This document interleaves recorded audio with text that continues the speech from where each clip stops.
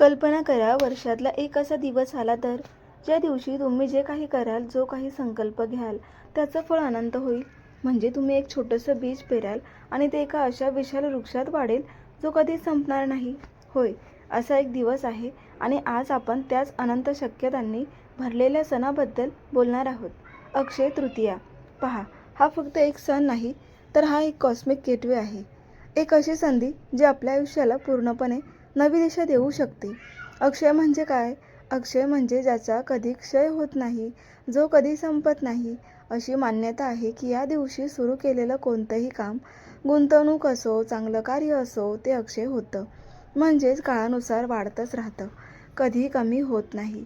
महाभारतातील अक्षय पात्र ही शक्ती कुठून आली हे समजून घेण्यासाठी आपण जाऊया महाभारत काळात.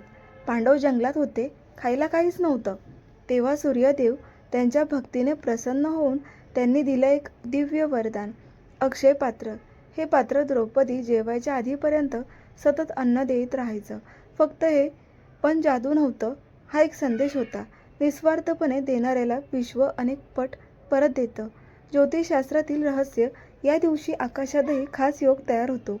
सूर्य मेष राशीत उच्च स्थिती, चंद्र वृषभ राशीत उच्च स्थिती. हे कॉम्बिनेशन वर्षातून एकदाच येतं, म्हणून हा दिवस बनतो योग्य मुहूर्त. कुठल्याही शुभ कामासाठी योग्य. 2026साठी शुभ वेळ. पूजा मुहूर्त 19 एप्रिल सकाळी 10:49 ते 12:20. खरेदीसाठी सुमारे 19 तास. शुभ वेळ. काय करावं या दिवशी? सोने चांदी खरेदी. सोनं हे महालक्ष्मी आणि सूर्याच्या ऊर्जेशी जोडलेलं आहे. या दिवशी घेतलेले सोने घरात संपत्ती आणि भरभराट वाढवतं. साधी पूजा. घर स्वच्छ ठेवा, तुपाचा दिवा लावा, विष्णू, महालक्ष्मी आणि कुबेर यांची पूजा करा. मंत्र जपा. ओम श्री महालक्ष्मी नमः. तिजोरीत ठेवा शुभ वस्तू. दक्षिणावर्ती शंख, पिवळ्या कवड्या या वस्तू धन आकर्षित करतात. खरा अर्थ देण्यात आहे. अक्षय तृतीया आपल्याला दान 2 मार्ग देते. साठवण. सोने खरेदी. दान. समाजाला देणं. सोनं मर्यादित फायदा. दान. अनंत पुण्य. काय दान करू शकता? अन्नदान, जलदान, गौसेवा. लक्षात ठेवा, रक्कम नाही, भावना महत्त्वाचे आहे. नामजप. सर्वात मोठं दान, सर्वात मोठं नामजप.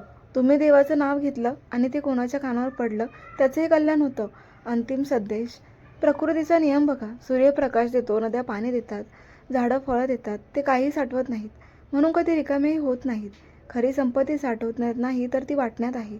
तुमच्यासाठी एक प्रश्न. या अक्षय तृतीयेला एक क्षण थांबा आणि स्वतःला विचारा, तुमच्या आयुष्यात कोणती गोष्ट तुम्ही अक्षय बनवू इच्छिता? नवीन सुरुवात, वाईट सवय सोडणं, की कोणाच्या आयुष्यात आनंद देणं? हा दिवस तयार आहे तुमच्या प्रत्येक संकल्पाला अक्षय बनवण्यासाठी. तर मग कराल ना? चांगली कामं करत राहा.